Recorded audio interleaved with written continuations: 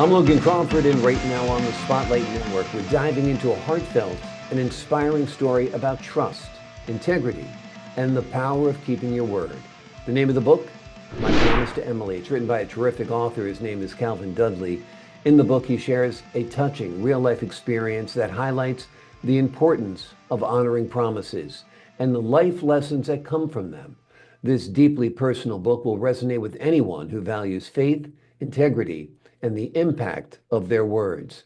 We're delighted to have this very talented author join us here today on Spotlight. We thank the team at Atticus Publishing for helping us put him in the spotlight today. And we ask viewers like you to support authors like him by subscribing to our channel and by purchasing his amazing book. The links are below this interview.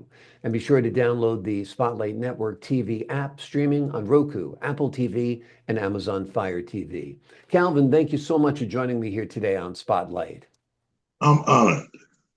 It's an honor to have you on the show, sir. This is a wonderful book. It's born out of a real life story. Tell us about that real life story.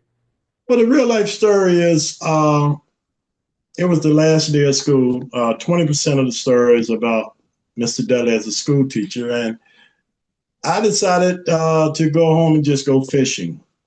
And while I was fishing, some kids rode up on their bikes, and this little girl got off her back and walked up. And she was like, "My name is Emily." They just moved in the neighborhood. And I said, my name is Calvin. And that's where the story developed. Her family met my family. She was around 13 at the time. I was around 33, 34 in that age range. And we built a bond together. She was like an angel that really just stepped into my life. She always would show up when I'm fishing and stuff. She would have all type of questions. And I would never forget one day she said, "Mr. Calvin, can I tell you something?" And I said, "What, Emily?" She said, "One day you need to write a book." And I made a promise to her then.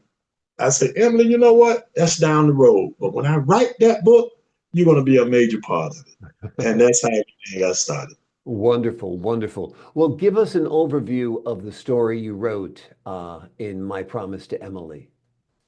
But the overview is one night I had a vision. It's a true story. One night I had a vision, and this angel came out of nowhere dressed in all white. I was sitting on the fish creek, and she walked up to me and she placed her hands on my shoulder, and she just said, "I'm here to forewarn you that in the near future, you will be tested on your word and your promise." And as she said that, she drifted off. And I pondered the next morning. I was like, who was that? And come to find out, all the time, it was my little angel, Emily. Wow. Mm-hmm. That's Yes, great. That's a great story. And I can see it's very, very inspired. And like you said, rooted in your real life relationship with Emily. And yes. I think that's wonderful. What lessons do you hope readers take away from the story? Well, lessons that this story can cover a broad area in the universe. Everybody can relate to a time in their life. Mainly, I target the age between 8 to 12 where someone made a promise or someone gave their word to you. Mm. And it's two factors you look at. They either came through or they did not come through. Hmm. And that's the valuable lesson I learned from Emily. See, the story is centered around her asking me for my next catch. Hmm. And I gave her my word. But my next catch was my largest catch. I know everybody gonna say, "Wow, Calvin." And I looked at it. I'm a man of valor, a man of integrity. And she was always a step ahead of me. She said, "Mr. Calvin, that's your largest catch and you want to keep it." Mind you, I gave her my word. So here I am trying to negotiate with a 13-year-old girl. I say, "Emily, if you really let me keep this one, I promise you." And that's where the story takes off. Yeah, And that's where I learned a valuable lesson by not keeping my word.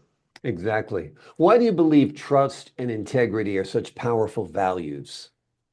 Well, it builds character. Hmm. And someone asked me, said, "Well, Calvin, what type of audience would you I would target everybody because right now a grandparent can be instrumental in impartation. Some people Hmm. still hold unforgiveness. Some people have forgave and moved forward. So it's a great learning lesson. for Mm, each individual that read the story because it stands the test of time. It's your word, it's your promise. It would never fade out. Your word, your promise. absolutely. Absolutely. Definitely part of a strong character, absolutely part of a good human being. Talk to us about faith and the role it plays in the story and in your life as well. Well, my foundation is, we believe in the higher power. And I was raised up on those factors, integrity, your word, character. You make a difference in other people's lives. I'm a great servant. So faith, it always propelled me, regardless of what you're going through, to keep moving forward. Mm. And that's the main ingredient that I instill. Mind you, when readers read the summary on the back, the only purpose for me writing this book is to share with others that they could tell their stories. So the three factors come in: inspiring, encouraging, and uplifting. Yeah. Those are the main three factors that I want to accomplish from this book. Well, you've accomplished them. Definitely is inspiring and uplifting, no doubt. Let me ask you this. Have you envisioned this as a movie? You know what? That's funny you asked that. Yeah. I can see myself walking down the red carpet.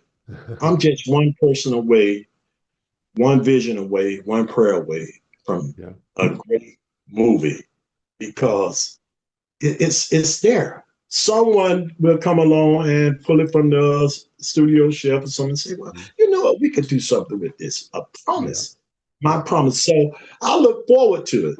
Yep. I'm That'd be already, wonderful. yeah, I look forward to my wife and I walking down the red carpet in Hollywood, Italy, or wherever. I That, just want everybody to just say yes, yes. Let me tell my story because it's infinite ways to tell a story. yep. Absolutely. Is this your first time writing a book? Is this your only book? Well, this is my first book. Mind you, let me show you, I have recreated the first portion of this book. So it's like this day, and this night. This is the Okay. newly one that's on Amazon. This is the Hmm. newly one that's on all the platforms out. So Gotcha. I first placed this book on the platform, and then I did something that's never been done before. I recreated it. So if you see Yeah. the picture, Yep. you see day and you see night. Very cool. Well, they're both beautiful covers. I think the new cover is great because it's brighter and it might catch people's eye Right. more, which I But think that's is the book that's wonderful. on the forefront. That's the one Yeah. that's on the forefront now. Well, Yes. that sounds great. That sounds great. What was it like for you writing this book? Did you have to struggle through it? Did it flow effortlessly? Tell us what it was like. I love that word effortlessly. Well, I was around me meditating, and something just came out of the blue and said, "When you get back to Florida, I want you to write Mm. my promise to Emily." And when I got back, I woke up every morning for 6 weeks around 4 o'clock, got a good cup of coffee, and I got started. I did it the Great. old fashioned way. Wrote it, and then I typed it into the laptop, and then I sent it off to be published. That sounds great. So you I wrote did it it out in the 6 weeks. old-fashioned way first, and then you typed it out, and then you sent it off to be published. That's I sent it wonderful. off to be published and edited. Yes, sir. Awesome. You thinking about writing anything else? Do you have any other books in you, do you I think? have three books. Matter of fact, on my desk as we speak: my autobiography, my 4 years of college, and my teaching experience. I Wonderful. have three books just waiting uh, to join the wagon. I That mean, just sounds join the good. show. Yeah, I mean, Good. just join the show, the circus. So they already written. I have one that I will probably get ready to publish in the next couple of months, and then I move from there. Wonderful. Wonderful. Have you lived your whole life in Florida? My whole life, 69 years. Wow. Okay. Well, it's a beautiful state. It's not a bad place to be, that's for sure. Not a bad place to be. Yeah. Absolutely. Absolutely. Well, the book we've been exploring today is a wonderful book. It's called My Promise to Emily. In it, Calvin shares a touching real life experience that highlights the importance of honoring promises and the life lessons that come from them.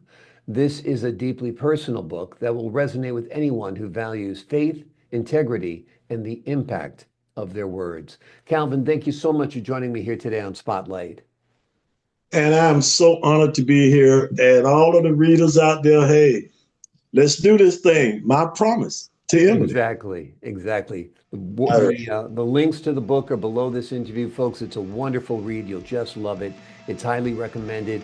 Calvin, it was an honor to have you on the show today. To the folks at home, I'm Logan Crawford, thanking you for your time this time. Until next time on Spotlight.